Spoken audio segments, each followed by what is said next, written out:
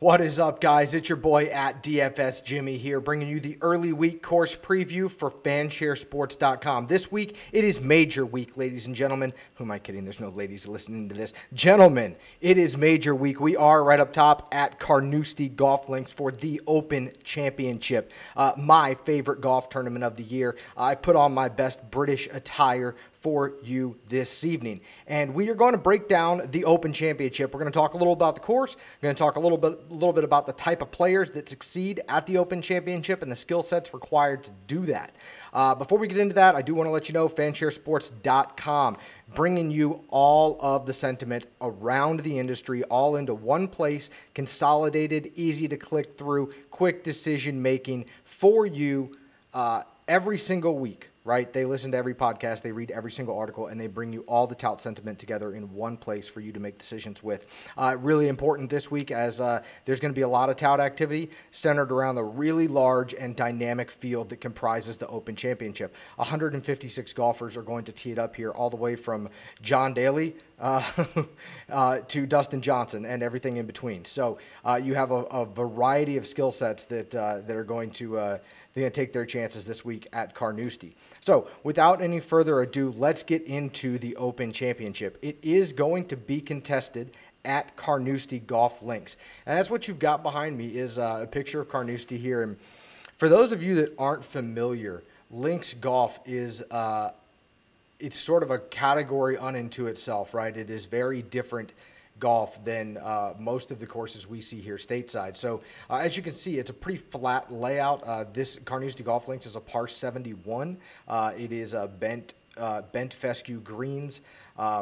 It is a coastal course. While there's no holes that are actually located on the water, it is set right on the coast, and with no defense. As you can see, there's no trees, just some duning and some rolling hills. It is wide open, and this course is subjected to all of Mother Nature's whims off of the North Sea. So the winds can be incredibly aggressive. Even on calm days, it's going to be breezy around here. So maybe more important in this major or in this golf tournament than any other, well, certainly than any other golf tournament, but one of the most important things to do when making player pool decisions and lineup construction decisions is to take the weather into consideration this week. It does change quickly over here in England. It does shift from day to day, from hour to hour. One wave versus the other can make a huge difference. So make sure you're dialed into windfinder.com. Make sure you're checking back at fansharesports.com for updates and wherever else you're getting your news. Make sure that you're on top of the weather this week and you make lineup decisions around that.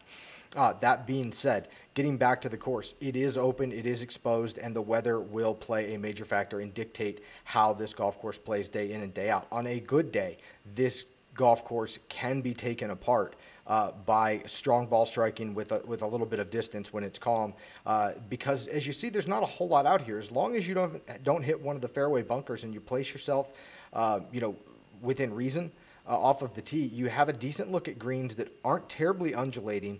They will shuttle balls away that are not, kind of placed in the right spots, but they're also not really aggressive, and they're not severely raised or anything like that. So golfers can get a hold of this course if it's really calm. That's rarely the case. Most of the time, you have moderate conditions here with some galing and breezes that sort of play with the round, maybe aren't consistent throughout. And then when the wind really blows, this course it's absolute torture for these guys. The fairways are already pretty narrow. It is considered the toughest course on the Open Rota. And as you can see, when you're off of the fairways, there's not a lot of reprisal, right? This is unmaintained native area, multiple different grass types, lots of fescues. Who knows what kind of lie that you're going to get when you're out in this stuff. So finding the fairways at this golf course is important.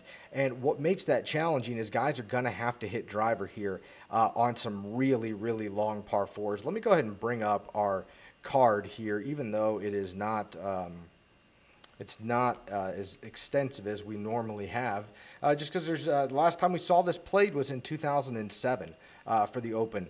So we don't get the scoring data and everything else, but just suffice to say that the course is comprised of really long par fours.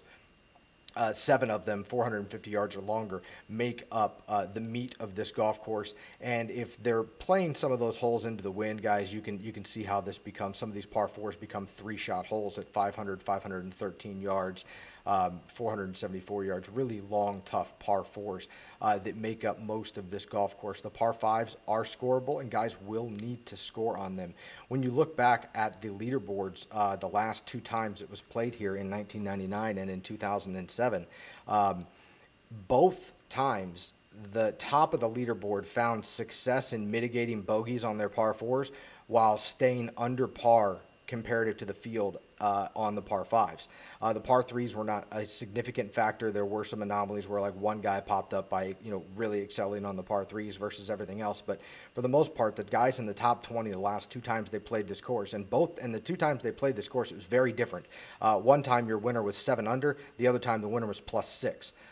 So it gives you an idea how different this course can play based on the conditions that they get in a given week.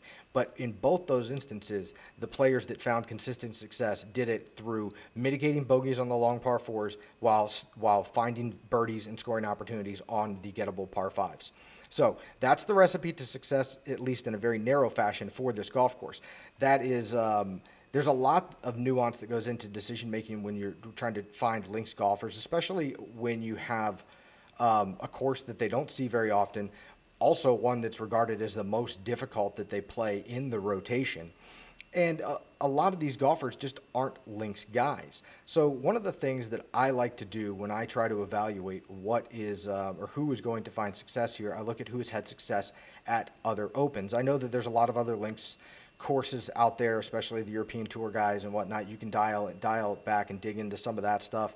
But I want to just look at other links major open setups. So what I did is I grabbed the last 10 years of links data for the Open. So this is the last 10 years of performance, the number of starts they've made, the number of cuts they've made, the percentage wins, top 5s, 10s, 25s, rounds. And this is what I think is the most important category for what we're talking about, just to get a general sense of guys that succeed on links courses, all their round scoring average for the last 10 years in the Open Championship. There's some surprising names that are up here, but one of the things that all these guys at the very top have in common, from 11 to 3 with Jordan, is they're all phenomenal ball strikers, and most of them are pretty solid wind players. In fact, they're all solid wind players. Rory McIlroy may be the only exception to that, and when he really dominated at Hoy Lake, it was a really soft golf course, tends to be Rory's recipe for success.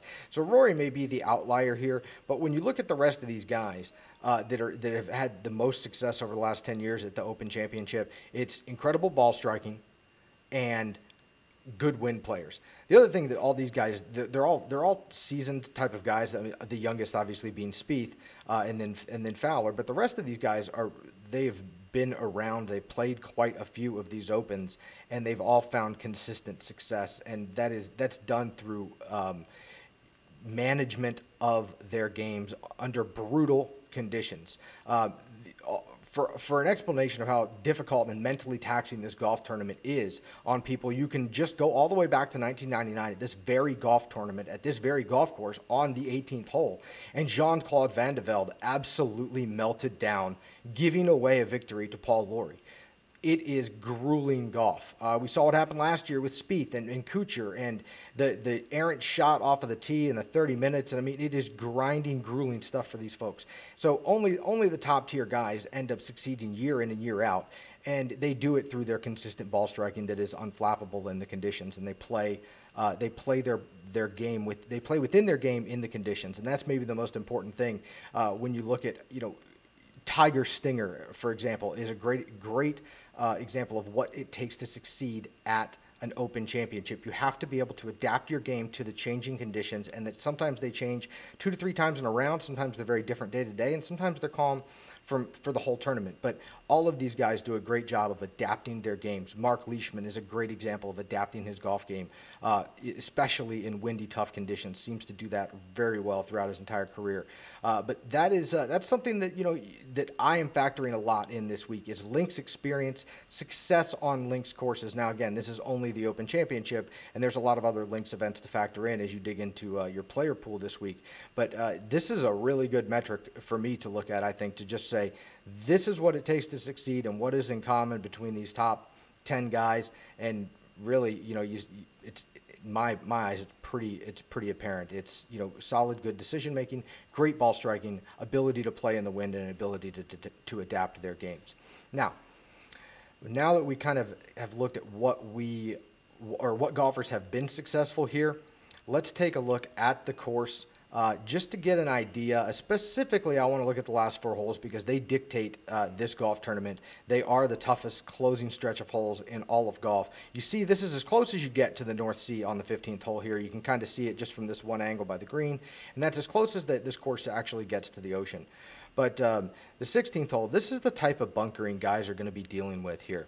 Okay, and this is what I talk about with, sort of just good decision making and the ability to play within the course throughout all 4 rounds is this. You're going to find yourself in unfortunate situations that, you might hit a great shot, you get a bad bounce, you end up in a bunker like this where there might not be any kind of a stance, you might be on your knees. There's just a lot of really uncomfortable situations that are presented to golfers throughout 4 days of Open Championship golf. And in order to succeed, throughout all that, sometimes you have to go backwards to go forwards, and you will see guys this week that try to make the aggressive play and make something out of nothing from one of these bunkers or one of these really awful lies, and they're going to pay for it dearly in strokes. And then you're going to see other guys that they're going to take their medicine. They're going to take their stroke. They're going to come out sideways or backwards if they need to, and they're going to put themselves back in position to, instead of drop 2, 3, or 4 strokes, only drop 1 stroke.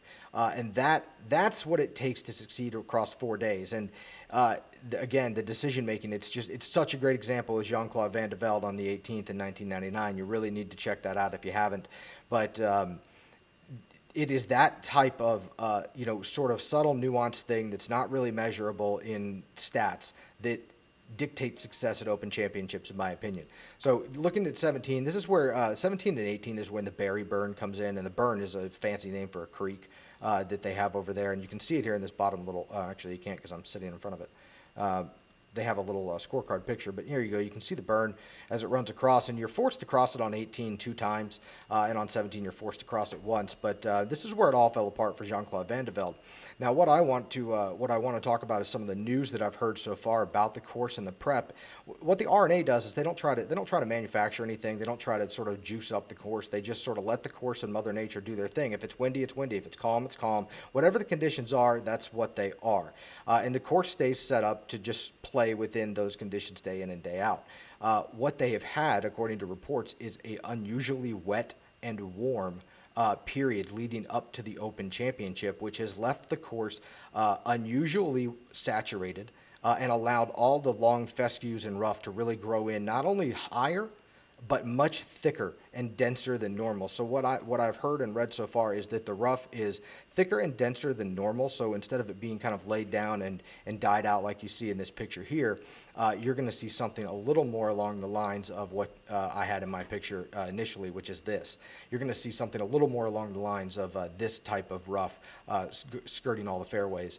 Some really gnarly stuff. If the weather reporting and if they don't change anything on the ground and what we're hearing is true, then again, very important to pay attention to the news reports leading up to this, not only with weather, but in course conditions, because again, they do change rapidly over there. But just bear in mind that what you see in pictures may be, you might end up getting, it might end up being a little more aggressive rough than we've seen in the past here, just based on the weather conditions leading up to this year's Open. Ladies and gentlemen, that is all I have for Carnoustie, I think, at this point. Make sure you give me a follow at DFS Jimmy. Make sure you get over to fansharesports.com. Get signed up this week. They are going to be crucial to finding your GPP pivot plays this week, finding out who's going to be the chalk down at the bottom of all the ranges this week, because there's, again, really soft pricing. So we're going to have a couple more videos coming out as we lead up. The article's coming out later this week with Logan Harper. B-Hacks is going to have his cheat sheet up. So make sure you're over at Fanshare Sports checking those guys out as well. Give me a follow at DFS Jimmy. Best of luck this week at the Open Championship. My favorite event of the year, the year's third major. Let's have a great week. Good luck, everybody. Take care.